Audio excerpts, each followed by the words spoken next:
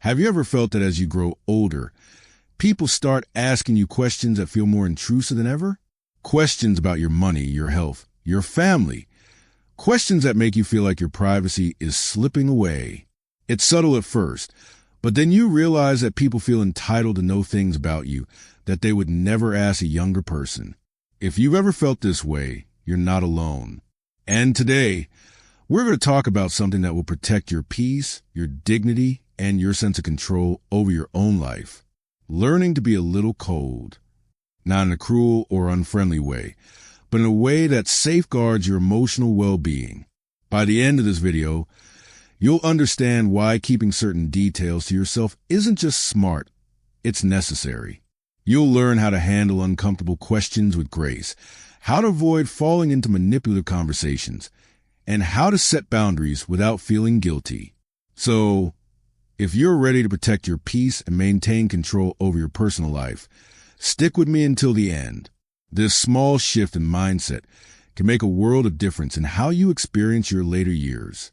And if you're new here, make sure to subscribe and turn on notifications so you never miss out on valuable life lessons like this. Also, if you're finding this topic useful so far, comment 1 below to let me know you're with me. Now, let's dive in. Of course, being kind and open-hearted is a beautiful way to live. Most of us have spent our lives being helpful, supporting friends and family, and being there when people need us. But at some point, you start to notice that your generosity is being taken for granted. It starts small. Maybe a neighbor asks about your pension, or a relative casually questions how much you have saved. Maybe a friend wants to know how much you're helping your children financially. These might seem like innocent questions, but they set a dangerous precedent. Because the moment you open that door, just a little bit, people feel comfortable stepping in further.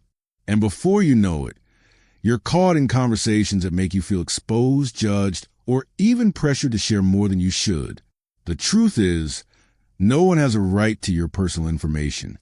And as you grow older, being selective with what you share is not about being secretive. It's about protecting yourself.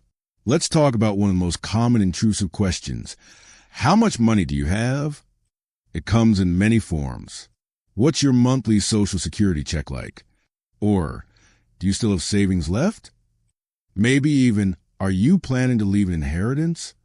At first, it might seem harmless. Maybe someone asks with curiosity, or they phrase it in a way that sounds casual. But money is one of the fastest ways to invite unnecessary stress into your life. If you say you're doing well, you might attract resentment. If you admit you're struggling, people might pity you, or worse, try to take advantage of your vulnerability. And sometimes people ask because they have an agenda.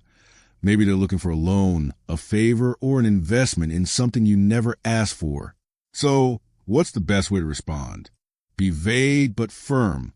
Instead of answering directly, say something neutral, like, "Right, Taro, I get by just fine."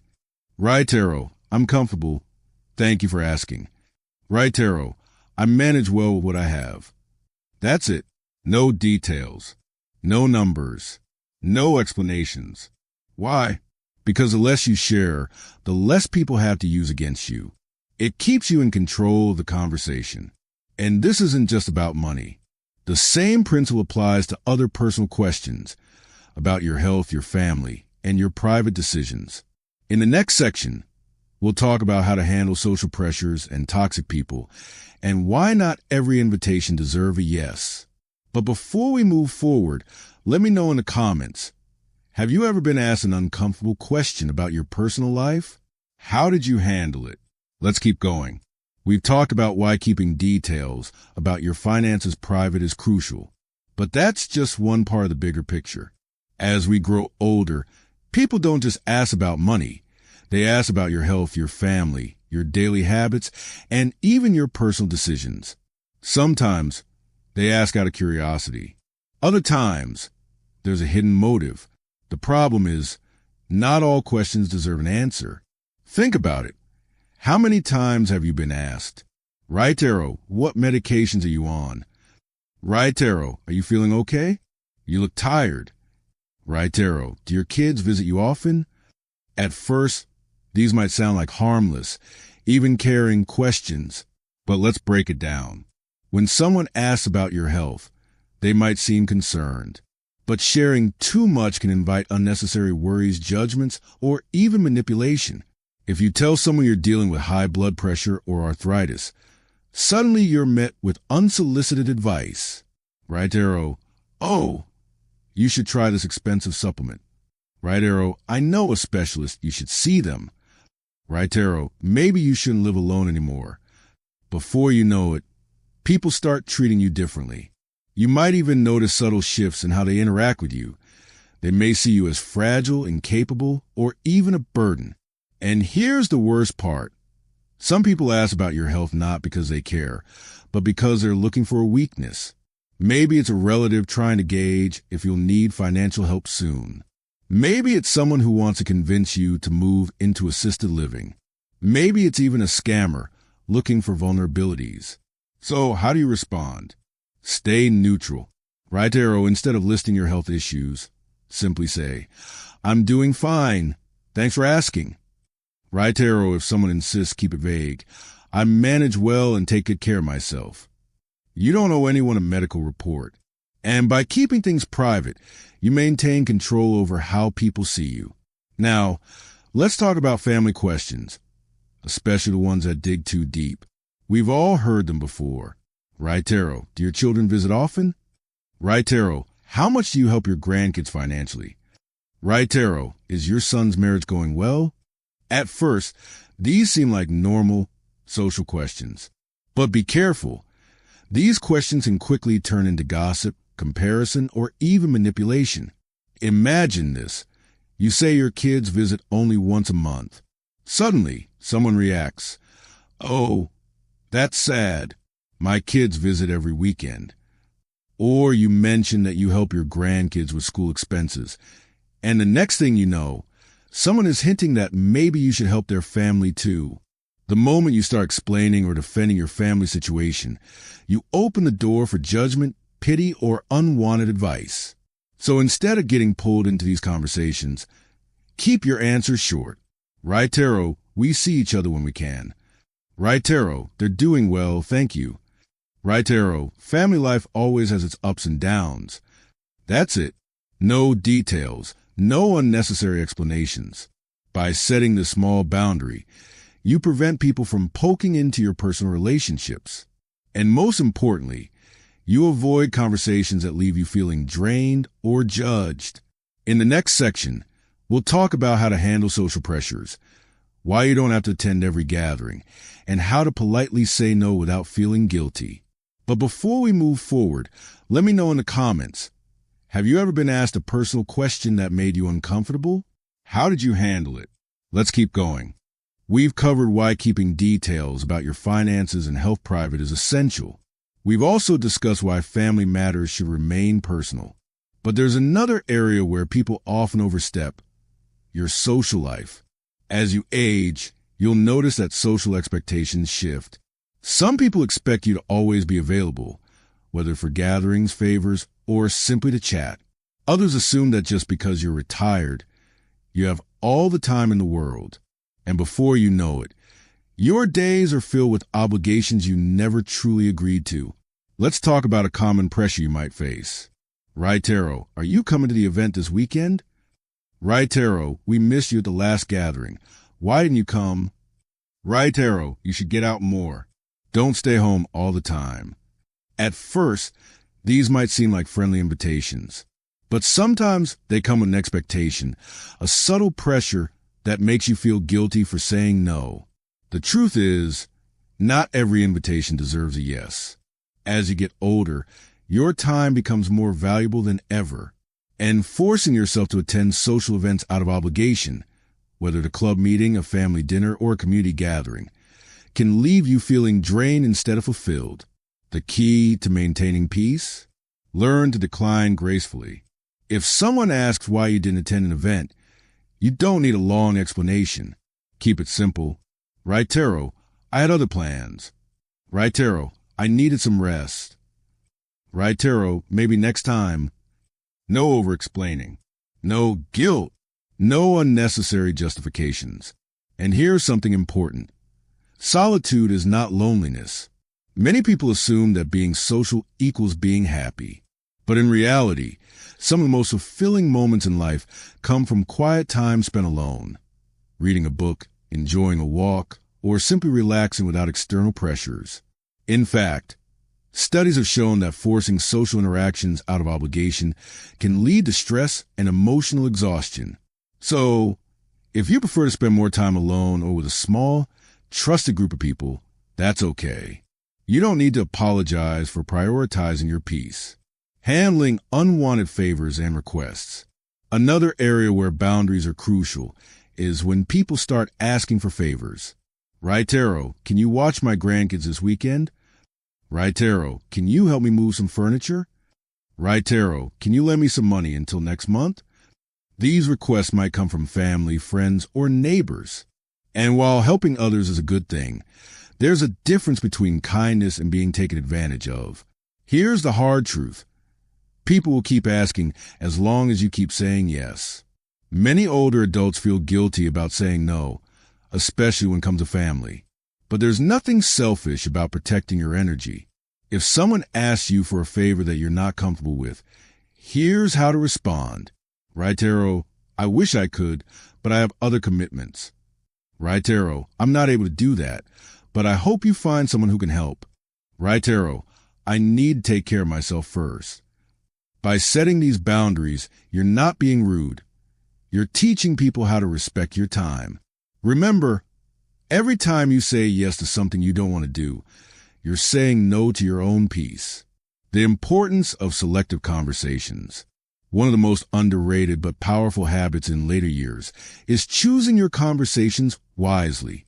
Not every topic needs to be discussed. Not every opinion needs to be shared. And most importantly, not every person deserves access to your thoughts and emotions. Have you ever been pulled into a conversation that left you feeling drained? Maybe it was gossip. Maybe it was a debate that went nowhere. Or maybe it was someone trying to stir up drama. Right, Taro, did you hear what happened to so-and-so? Right, Taro, what do you think about what your neighbor did? Right, Taro, why don't you talk to that person anymore? Some people thrive on negativity, and they will try to pull you into it, but you don't have to engage. If someone tries to drag you into gossip or drama, here's how to respond. Right, Taro, I prefer to focus on positive things. Right, Taro, I don't really keep up with that. Right, Taro, I'd rather not discuss other people's business. And if they insist, change the subject or walk away. At this stage in life, your peace is worth more than winning an argument or indulging in meaningless conversations. Final thought for this section. The older you get, the more you realize that your time, your energy, and your peace of mind are your greatest assets. And once you learn to guard them, by setting boundaries, choosing when to engage, and learning to say no, you'll find that life becomes much more peaceful and fulfilling. In the next section, we'll talk about why some people may try to guilt trip you for setting boundaries and how to handle it without feeling bad. But before we continue, I'd love to hear from you. Have you ever struggled to say no to a request? How did you handle it? Let me know in the comments below. Let's keep going. We've discussed the importance of keeping your finances, health, and personal life private. We've also talked about how to handle social pressures and why not every invitation or favor deserves a yes.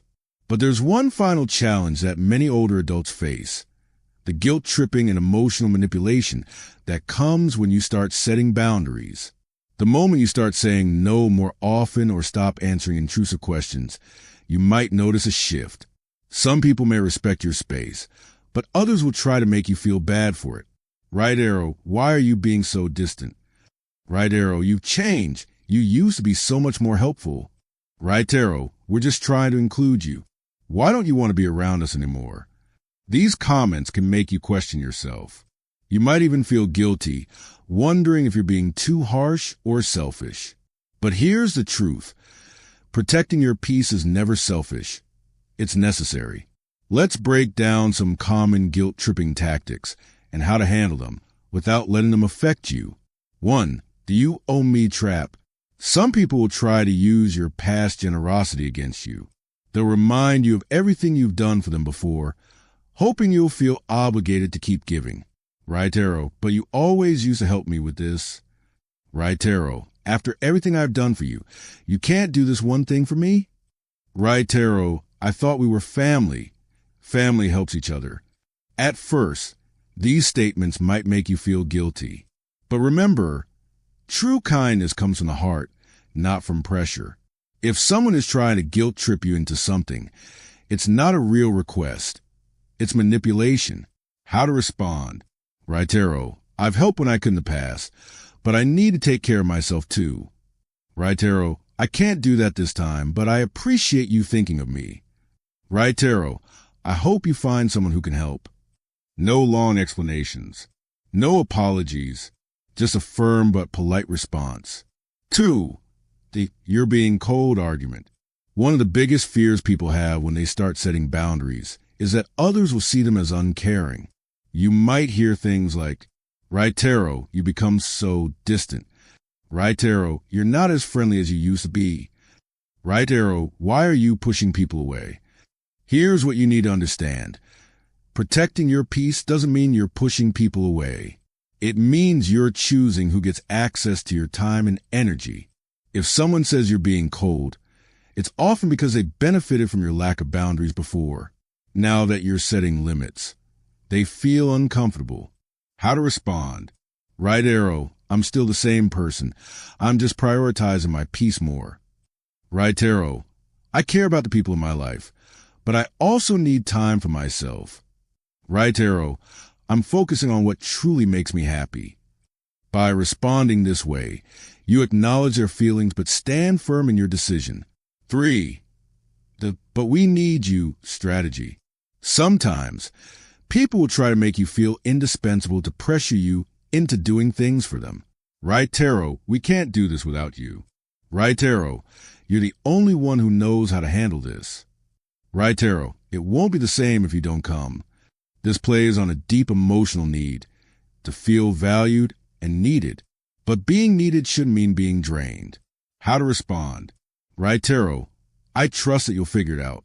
Right arrow, I appreciate you thinking of me, but I need to take care of myself. Right arrow, I know you'll do just fine without me.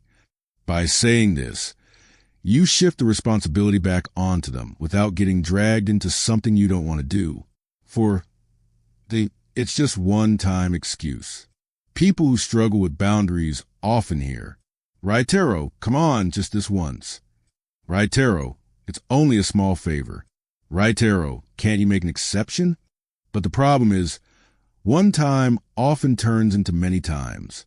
Once you say yes, people assume you'll say yes again. How to respond. Right arrow, I wish I could, but I'm not able to. Right arrow, I'm making an effort to be more mindful of my time. Right arrow, not this time, but I hope it goes well for you. By setting the standard, people will learn to respect your no. Final thoughts. Standing strong in your boundaries. One of the biggest lessons in life is realizing that you don't have to explain yourself to everyone. People who truly respect you will understand when you set boundaries. The ones who get upset, they're the ones who benefited from you not having any. As you get older, your peace, your time, and your well-being should be your priority. You've spent years giving to others. Now it's time to give back to yourself. So, the next time someone asks you an intrusive question, tries to guilt trip you, or pressures you into doing something you don't want to do, remember that you have the right to protect your peace. And that's not being cold. That's being wise. Before you go, I'd love to hear from you. Have you ever felt pressure to do something you didn't want to do? How did you handle it? Let me know in the comments below. If you found this video helpful, don't forget to like, share, and subscribe for more valuable insights on aging with peace and wisdom. Thank you for watching, and remember, your peace matters.